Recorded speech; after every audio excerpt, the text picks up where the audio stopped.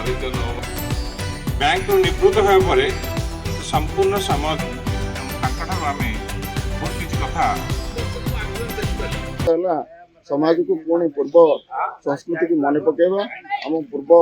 ଆମ ହିନ୍ଦୁ ପରମ୍ପରା ଅନୁସାରେ ଆମର ଯେଉଁ ନୂତନ ନବବର୍ଷ ଚୈତ୍ର ଶୁକ୍ଳ ବର୍ଷ ପ୍ରତିପଦାକୁ ଆମେ କରାଯାଏ, ଯାହାକି ଆଜି ଆମର ସୃଷ୍ଟିର କାଳଗଣନ ଆରମ୍ଭ ଆଉ ବିକ୍ରମାଦ୍ୟ ଆଉ ଯୁଗାବ୍ଦ ସବୁ ଆଜି ହିଁ ସବୁଠୁ ପବିତ୍ର ଦିନ ଆମ ହିନ୍ଦୁମାନଙ୍କର।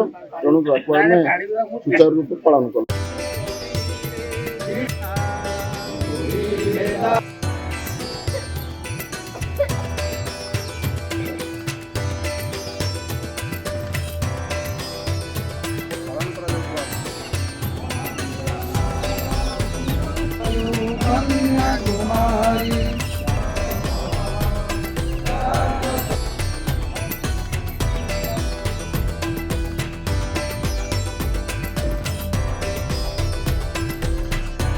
राष्ट्रीय नववर्ष बा हिंदू नववर्ष बा को वर्ष प्रतिपदा नाम भी नामित करा जाए।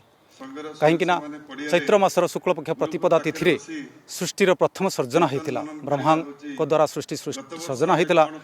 आमर राष्ट्रीय स्वयंसेवक संघर प्रतिष्ठाता डॉक्टर केशव बलिराम संघकर भी संयोगवश आज जन्मदिन। तेणु यही उपलक्षे सारा भारत वर्ष रे यही दिवस को अति उत्साह उल्लास सहित पालन करा जाउछि। कहीं आज सारा भारत भूली जाइछि, आमर विस्मृत स्तर में आम पहुँची जाइछे आमर नववर्ष कोटा। अंग्रेज माने आमको एत दिन शासन कला परे तांकर नववर्ष हैप्पी न्यू इयर जनवरी 1 को आम उपर थोपीदेले।